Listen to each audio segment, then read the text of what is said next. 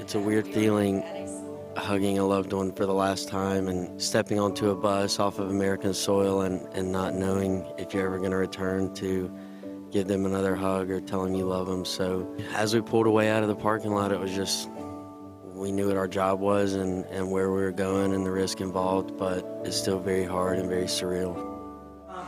November 21st, 2010, a relatively quiet morning.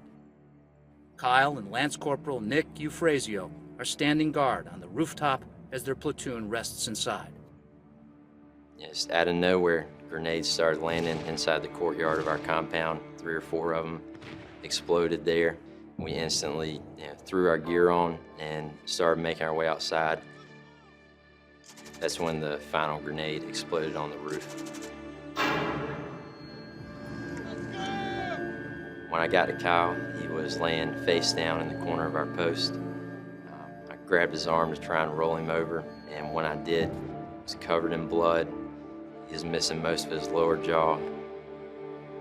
It was apparent, the way that the damage was done to his body, that he had jumped on it. Tuesday, 12:09 a.m. Yes, this is Gunnery Sergeant United States Marine Corps here in Quantico, Virginia. Sir, ma'am, if you would, if this is James and Robin Carpenter, please give us a call at your earliest convenience or as soon as you hear this message. Our number here, folks, is Robin was very upset, and I knew that I had to be strong. Okay, I had to, start coordinating the travel to get up to Washington and just be strong for the entire family. I had to kind of prop them up, and nobody ever saw me cry, but they didn't see me in bed at 2 o'clock at night either. I remember opening my eye and I was on the 5th floor, the recovery floor at Walter Reed, and it was around Christmas time. And the first thing I saw in my first memory was looking up at my hospital wall, and I saw Christmas decorations and stockings that were hung. And so my first memory of waking up from being in Afghanistan was, yep, my mom definitely hung stockings on my hospital wall. She took over as absolutely my caretaker when I was injured, and from the moment I opened my eyes, she hasn't left my side since, and they're just not really words. I mean, she's my mom. I love her more than life itself, so. Yes, sir. Fine, sir. How are you? Well, I'm doing just fine. It's my pleasure to let you know that based on the recommendations of the Secretary of the Navy and Secretary of Defense, I've approved the award of the Medal of Honor for your courageous actions in Afghanistan in support of Operation Enduring Freedom. And this isn't changing us, just good old family from middle of nowhere, South Carolina. So, we're still the same people. Obviously, the spotlight is on us right now and will be for a while.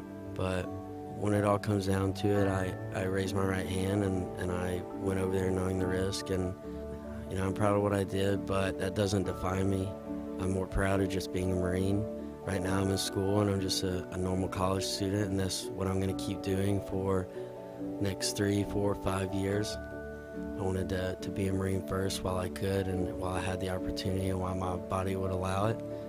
So I did that, and now it's just looking forward, and I'm going to just try to impact the world and the people around me in the most positive way I can, and try to be a good person and do good things.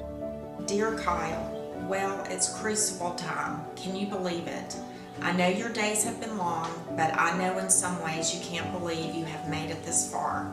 I have really been thinking and praying about the crucible. I know you are ready.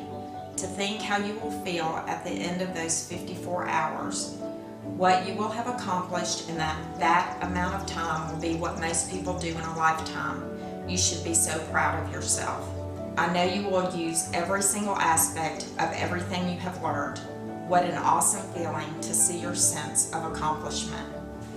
I read all the events are named after Medal of Honor recipients, and that the drill instructors will take the time to read the citation of the award.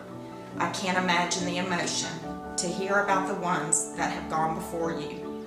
On that final march, every step of the others that have gone before you, you will think of them. You will have done something so awesome that so few have done. You will remember that march the rest of your life.